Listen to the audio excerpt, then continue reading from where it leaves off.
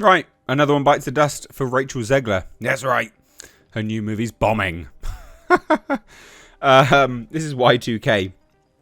This is Rachel Zegler's new movie, which I think is actually the only movie that's going to come out between now and Snow White, so doesn't really bode well.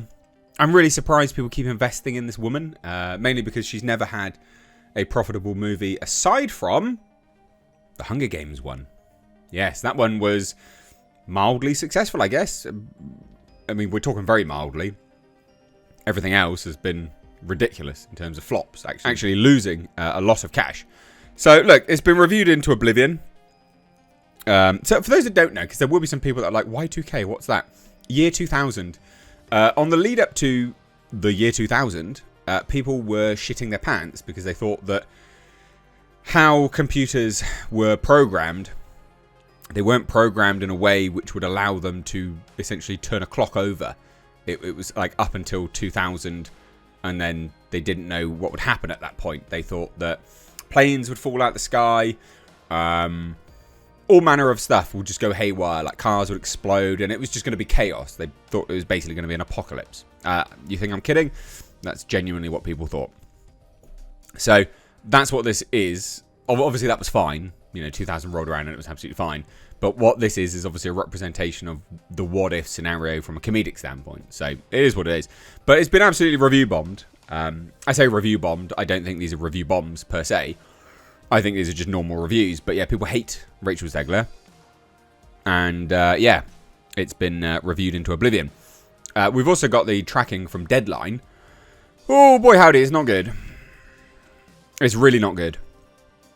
So it says this. There's also A24's Kyle Mooney directed R-rated party horror comedy, Y2K, starring Rachel Zegler, at 2,100 theatres, with a forecast of 3 million to 5 million. That's terrible. That's real bad. The movie made its premiere at South by Southwest and counts 59 critical reviews. Well, 59%, sorry, critical reviews on Rotten Tomatoes. Nope, it's lower than that, which we'll look at in a minute. If you go to top critics, it's 43. All critics, 47. So, yeah, not good at all. We'll look at them in a minute. But, yeah, it's pretty bad. I mean, 2,100 is not good at all. And I thought a film which would be comparable to that, just to show you how bad this actually is. Terrifier 3 has done nearly $90 million worldwide. Its opening weekend, just domestically, it did just under $19 million. That would have been on basically no theatres as well. So, when we look at Y2K being on 2,100 theatres and only earning between 3 and 5 million, that's embarrassing. This is a Hollywood A-lister. Terrifier 3 is a brutal, gory horror fest which doesn't have any Hollywood A-listers in it. It's essentially full of nobodies, and I mean that in the nicest, sincerest way. There's no name power in it at all. Rachel Zegler is leading Disney movies. She has name power, or should have. She doesn't. So, very, very funny, actually, that this is so bad. And Deadline are like, if there's one type of wide release that studios have attempted in the post-Thanksgiving frame, it's genre. Y2K follows two high school nobodies who make the decision to crash the last major celebration before the new millennium on New Year's Eve 1999. The night becomes even crazier than they could have ever dreamed when the clock strikes midnight. A24 financed and sold a bulk of foreign to Universal, which has everywhere but Japan, China, Russia and Canada. Previews start at 7 PM Thursday. But that's real bad. 3 to 5 million is embarrassingly bad. And again, like I said, this is probably the most comparable to it. Terrifier 3 did nearly $19 million. Wow. And I know people will be like, yeah, but that's a movie, that's the third movie. Yeah, it is the third movie, yeah. Trilogies don't normally do very well. At all. But yeah, let's take a look at some of it. Well, let's take a look at all critics, shall we? Because again, this is just, yeah, not good. Not good. We'll look at, well, just look at the negative ones, because it's resoundingly negative. The feature directing career of SNL alum Kyle Mooney gets off to a rather inauspicious start with Y2K, a sci-fi horror comedy that steals virtually all of its ideas from previous, better movies. Y2K is a one-joke movie that can't even sustain its singular source of humour. Wow. Just like the hype around the tech fears at the beginning of the millennium, Y2K turns out to be a huge nothing burger, squandering a promising premise in favour of rushed storytelling, weak development and cringe-worthy dialogue. Yeah, people are not happy with it. Mooney has ideas, but no real writing, and as a helmer, he has little command over tone, keeping the endeavour painfully unsteady at times.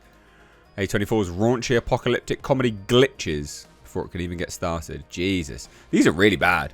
Y2K comes across as the result of the most banal instincts of an artist who fell victim to nostalgia trends of his own, trying to recapture something that worked in the past instead of trying something new.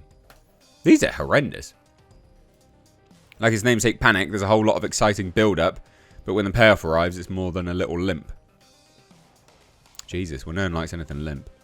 Filmmakers who want to mine nostalgia, especially in a comedy, need to really commit to the bit instead of throwing in a few references and needle drops. If there was a virus, it infected the entire production, and this mess is the result. Holy shit! I mean, it doesn't get better, guys. It's just awful reviews. A nostalgic, chaos-fueled ride that never quite finds its spark. A parade of references and set pieces searching for a greater purpose than what they've been given. Y2K takes a potentially amusing and crowd-pleasing concept and forgets to include enough actual jokes or scares. Y2K delivers nostalgic 90s pop culture with songs like Tub Thumping and Limp Bizkit's Faith, but its over-the-top ending prevents it from truly shining.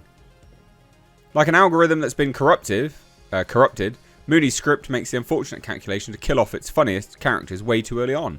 Spoiler alert.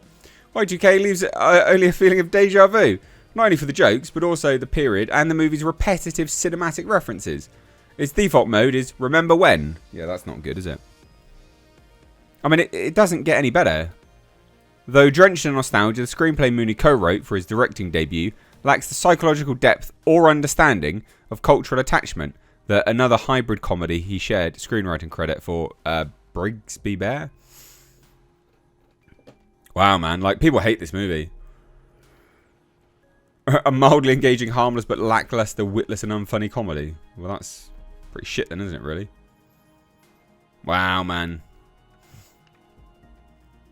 I want to see what Grace Randolph thought about it. That shill normally loves things like this. She hasn't even reviewed it. Oh, well, there you go. So, yeah, Y2K, new movie from Rachel Zegler, is going to bomb. Like, that's a disaster. This is the woman leading the new Snow White. A movie which needs like 600 million or whatever to break even. Wow. Real bad. Real bad. Anyway, let me know what your thoughts. Let me know down below. Cheers, take care. Bye-bye now.